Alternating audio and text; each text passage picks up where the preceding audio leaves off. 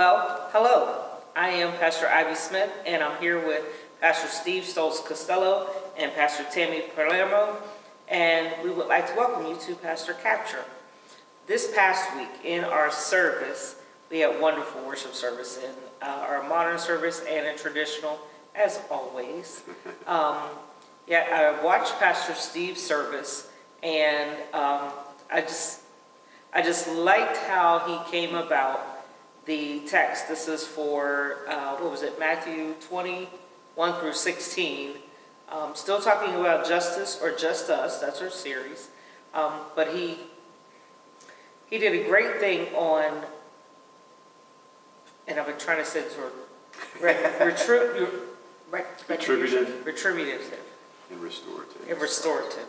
Restorative and retributive justice. And retributive, how do I say it? Doesn't matter how you pronounce it, but retributive. Now I can. That's fine. Retributive. Like retribution. Mm-hmm. Like retribution. The type of justice that we want to have is, to get back at people for whatever they do to us, we want to get back at them. But that great example you gave of restorative justice with Nelson Mandela, because we all could say, how long he served in prison, and then to come out wanting to forgive and wanting to change, because he could have came out and just, put up that fist and started, a whole revolt.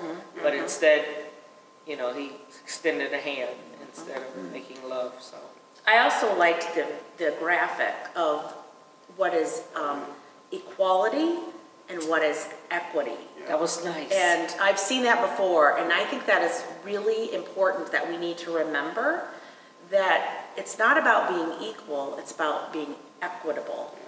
And the other thing I really was... Well, I really liked it because it let the short people see it. I looked at that and went, yes, the short guy got to see. Yes.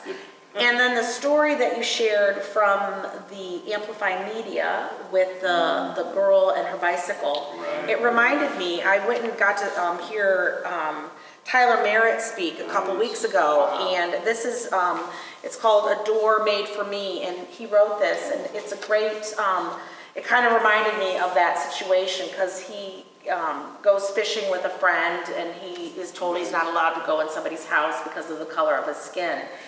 And then, so I was going to buy this book for myself, and then I actually bought it, but then I had Tyler sign it. So I'm going to have it put in the library so that everybody can enjoy it. But it is beautiful. It's a beautiful story. But that was what I, like that, those were the things that I thought of, yeah.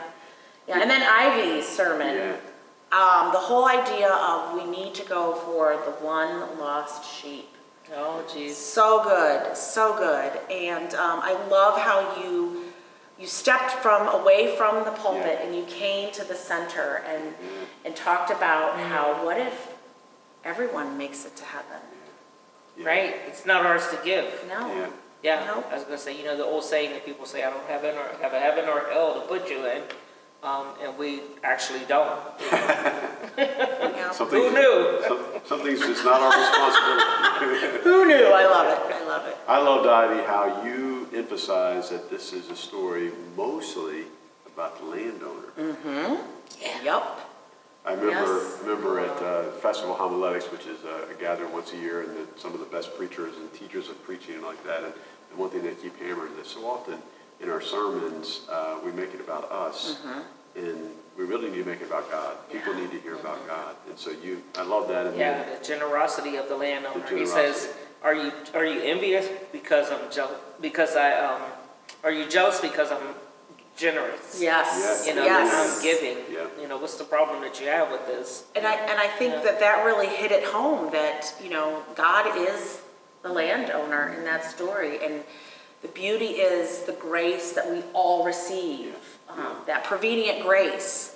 And it was cool. We had a baptism at 9 and talk about really celebrating prevenient grace. Beautiful. If you're not familiar with the passage that we're talking about in Matthew's Gospel, it's the one where Jesus tells a parable of those workers.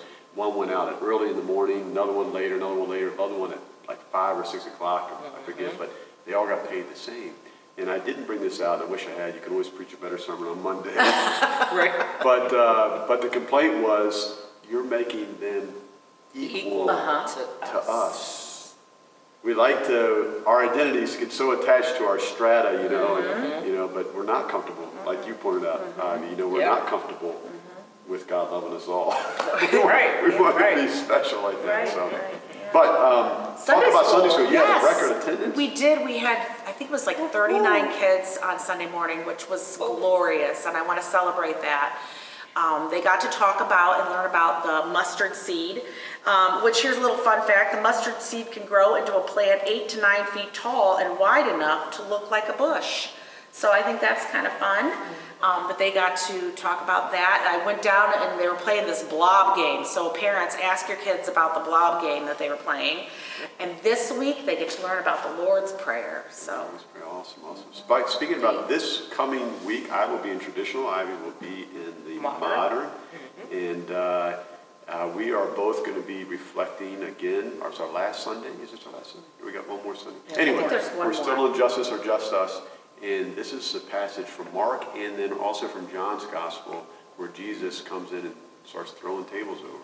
And Right. Get these things out of here. yes. Yeah.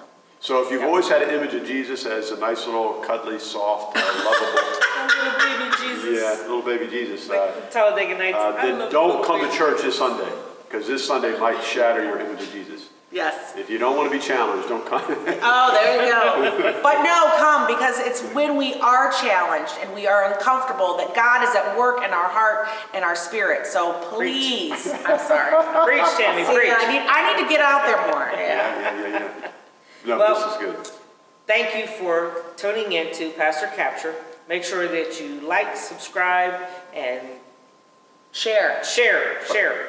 Hold on for one more moment. Oh, We're starting to want to tell you about some of the musical features. And so this Sunday in traditional at 9 o'clock it's is great. Adrian Larkin. It's going to be singing to the soloist. And then we have the chancel choir at 11 because, you know, that gets mixed up from week to week and we want people to know. Right. And come and check out our new modern worship director, Justin. This is like our 3rd or 4th week with him. And you can already see that there's been some neat increases of energy and creativity. So The spirit is at work Oh, in yeah. this place.